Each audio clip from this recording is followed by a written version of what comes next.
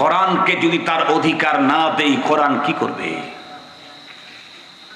এই জন্যই আল্লাহ পাকের পয়গম্বর বলেন, ইন্নাল্লাহা ইয়ারফাউ বিহাদাল কিতাবি আকওয়ামান ওয়া ইয়াদউ বিহি আখারিন। নিঃসন্দেহে আল্লাহ পাক রব্বুল আলামিন এই কোরআনের দ্বারা অনেক মানুষকে উপরে উঠাবে, আবার অনেককে নিচে নামাবে। এই কোরআনের দ্বারা কারা নিচে নামবে? কোরআনের আরেক জায়গায় আল্লাহ খোদ নিজে বলেন, ইউদিল্লু বিহি কাসীরান ওয়া ইয়াহদি বিহি কাসীরা ওয়া মা ইউদিল্লু বিহি ইল্লাল ফাসিকিন। ভাইরা আমার, খোদ আল্লাহ নিজের কোরআনে নিজেই বলেন, এই কোরআনের দ্বারা বহু মানুষ পথভ্রষ্ট হয়ে যাবে। আল্লাহ নিজে বলেন, ইউদিল্লু বিহি কাসীরা, এই কোরআনের দ্বারা বহু মানুষ পথভ্রষ্ট হবে। ওয়া ইয়াহদি বিহি কাসীরা, এই কোরআনের দ্বারা বহু মানুষ, বন্ধুরা আমার, পথ পাবে, জান্নাতের পথ পাবে। কোন ব্যক্তি পথভ্রষ্ট হবে? যে আল্লাহর কোরআনের হক আদায় করবে না। কোরআনে পাক, বন্ধুরা আমার, ওই কোরআনে পাকের দ্বারা তার কোনো ফায়দা হবে না, সে নিঃশেষ হয়ে যাবে। একটা কথা বলেই আমি আমার আলোচনা শেষ করে দিচ্ছি। 1 ঘন্টা পূর্তি হওয়ার জন্য আর 3 মিনিট বাকি আছে। ওই যে সামনে ঘড়ি, লাল রঙের ঘড়ি দেখতেছি আর বয়ান করতেছি। মুহতারাম হাজিরিন, 3 মিনিট কি সময় দিতে পারবেন আপনারা? বিশির হাফি নামে এক বুজুর্গ আছে। হাদিস আমরা যে পড়াই, প্রত্যেকটা হাদিসের সনদ আছে। আমি হাদিস কার কাছ থেকে শুনেছি, উনি কার কাছ থেকে শুনেছেন, উনি কার কাছ থেকে শুনেছেন, উনি কার কাছ থেকে শুনেছেন, এইভাবে মুহাম্মাদুর রাসূলুল্লাহ সাল্লাল্লাহু আলাইহি ওয়াসাল্লাম পর্যন্ত ধারাবাহিকতা ঠিক থাকলে এ হাদিস রাইট। আর যদি মাঝখানে গিয়ে কার কাছ থেকে শুনছেন পাওয়া যাচ্ছে না, তাহলে মুনকাতে।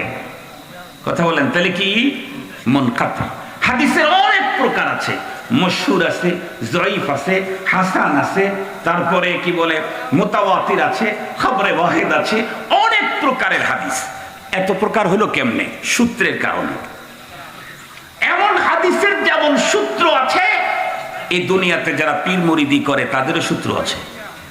4 তরিকা, যে আমাদের বাংলাদেশে 4 তরিকার পীর মুরিদি চলে, চিশতিয়া, সবেরিয়া, নকশবন্দিয়া, সোহরাওয়ার্দিয়া, এই সবগুলা তরিকার একটা সিলসিলা আছে। এই সিলসিলা খুঁজতে গেলে একজন মানুষের নাম আসে, তার নাম বিশির হাফি। বিশির হাফি সম্পর্কে স্পষ্ট কথা সবাই জানে। উনি ওনার শুরু জীবনে ছিলেন সিরিয়াস মদ্যপ, মুদমিনুল খামার, সিরিয়াস মদ্যপ ছিলেন। উনি একদিন মদের বারে যাচ্ছে মদ পান করার জন্য। পথের ভিতরে দেখলো একটা কাগজের উপরে বিসমিল্লাহির রহমানির রহিম লেখা। দেখে চমকে উঠলো, কেন? মদ্যপ হলে কি হবে? ঈমান তো আছে, আমানতু বিল্লাহ ওয়া মালাইকাতিহি ওয়া কুতুবিহি, এই বিস্ত ভিতরে রোপণ করা আছে। যেই দেখছে কিরে আল্লাহর নাম, মদ খেতে যাচ্ছে, চমকে উঠলো। জমিন থেকে ময়লাযুক্ত এই কাগজটা উপরে উঠালো, নিজের শরীরের পরিষ্কার কাপড় দিয়ে আল্লাহর নাম লেখা কাগজটা পরিষ্কার করলো। ফিরে গেল বাসায়। বাসায় গিয়ে সুন্দর আতর, ময়লা হয়ে গেছে তো একটু গন্ধ হয়ে গেছে, না আমার রবের নাম থেকে ঘ্রাণ বের হবে। সুন্দর করে আতর মেখে কাগজটাকে সযত্নে উপরে রেখে চলে গেল মদ পান করতে। মদ পান করতে যাওয়ার পরে এত বেশি মদ পান করেছে, বেহাল দশা। সাথীরা সবাই চলে গেছে, ও বেশি মদ পান করার কারণে ওর বেহাল দশা, কাপড় চোপড় ঠিক নাই, সেন্সও ঠিক নেই।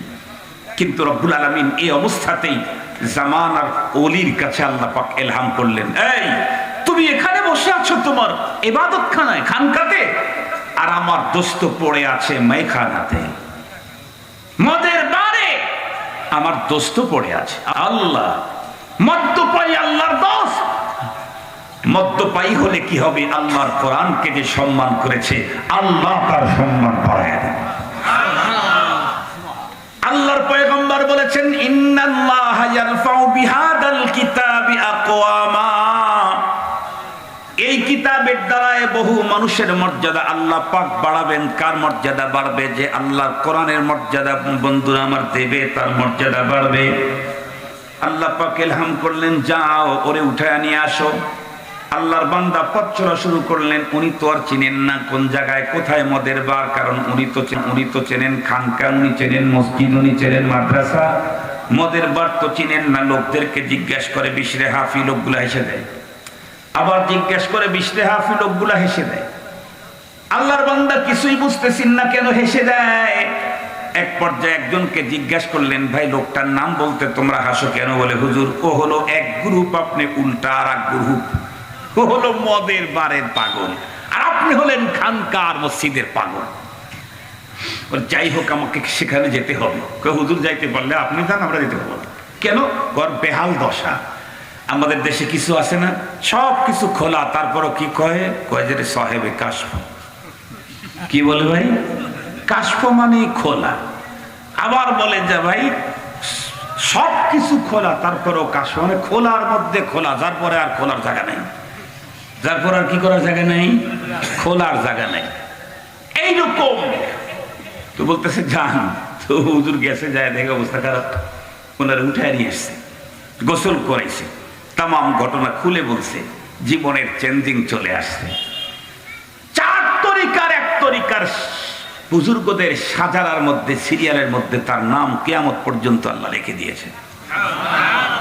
বিসমিল্লাহকে মর্যাদা দিতে গিয়ে বিশরে হাফি মদ্যপ আল্লাহর ওলি হয়ে গেল।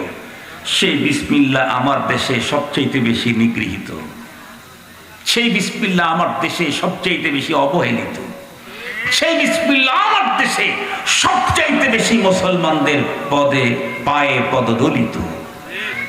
এই জন্য এই মাদ্রাসাওয়ালাকে তো বলবোই, জিন্দেগিতে কোনোদিন যেই কাগজ হেফাজত করতে পারবেন না, সেই কাগজের উপরে বিসমিল্লাহ লিখবেন না।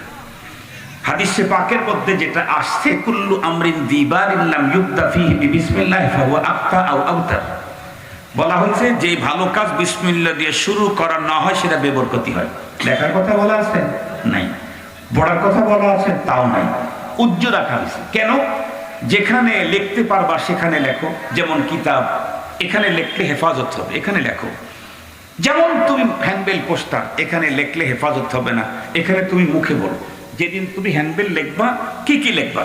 বিসমিল্লাহির রহমানির রহিম, জামিয়া অমুক বার্ষিক মাহফিল।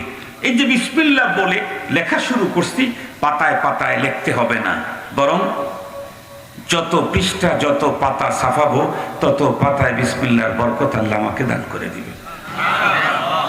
মুহতারাম হাজিরিন, এখন কম্পিউটার দেখেন না, কম্পিউটারে মনে করেন লিখছেন 1000 পৃষ্ঠা, লিখছেন 1000 পৃষ্ঠা, কিন্তু লিখছেন কি কালো কালি দিয়ে। এটা রঙিন করতে কয়দিন লাগে? কথা বলেন না কেন? আর একটু জোরে বলেন। কিচ্ছু লাগে না, এক জায়গায় ক্লিক করবেন। কয় জায়গায়? কম্পিউটারের এক জায়গায় ক্লিক করবেন, 10,000 পৃষ্ঠা 1 সেকেন্ডেরও কম সময়ে কালো কালি লাল হয়ে যায়। মানুষের বানানো পদ্ধতিতে যদি এক জায়গায় ক্লিক করলে 1 লক্ষ পেজ যদি লাল হয়, রব্বুল আলামিনের পদ্ধতিতে, রব্বুল আলামিনের এই কম্পিউটার দিয়ে বিসমিল্লাহির রহমানির রহিম এক জায়গায় বলে এক জায়গায় লিখে 5 কোটি তুমি ছাওয়াও, সব জায়গাতে বিসমিল্লাহ লেগে যাবে। কথা কি বুঝাইতে পারছি আপনাদেরকে? এই জন্য আল্লাহ পাক আমাদের সকলকে কোরআনে পাকের আজমত করার তৌফিক দান করুন। দ্বিতীয় নাম্বার কথা, আপনাদের অনেকের বাড়িতে দেখবেন কোরআন শরীফ আছে, টিভিও আছে, নাই? আছে। টিভি ঢাকার জন্য দামি কাপড় ওরে স্পেশাল কিনতেই পাওয়া যায়। টিভি আছে তো আছে 56 ইঞ্চি, আর 56 হলে এক সাইডে ওয়ালই দেওয়া লাগতো না। কথা বলেন নাই? কত বড় টিভি আছে কথা বলেন?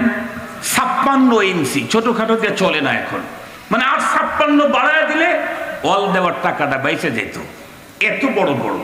আর সেইটা আপনার ইয়ে আছে, কি বলে ওর নাম, ওই পর্দা আছে, ওইটাকে রাখার জন্য স্পেশাল টেবিল আছে। কথা বলেন না কেন? টেবিল আছে না নাই? কিন্তু যে কোরআন আমাকে কবরের ভিতরে সঙ্গী হবে, আমাকে পাহারাদারি করবে, আযাবের ফেরেশতাকে ভাগায় দিবে, সেই কোরআন আমার বাড়িতে আছে, তার গায়ে একটা জামা নাই, পড়ে আছে মাসের পরে মাস ধরে, উপরে ময়লা পড়ে গেছে।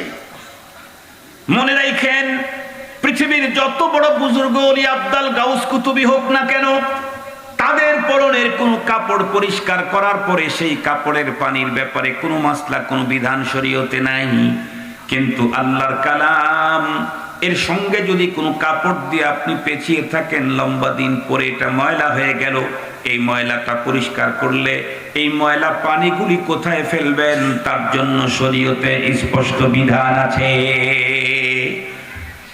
কাপড়ের কোরআন শরীফের গায়ে লাগানো কাপড়ের ময়লা যত্রতত্র ফেলার অনুমতি নাই, বরং এই ময়লাগুলি কোনো এক জায়গায় জমা করে ফুলের স্তবের ভিতরে দিবেন, না হয় ব্যবসা বাণিজ্যের ভিতরে ঘরের ভিতরে ছিটায় দিবেন। কেন?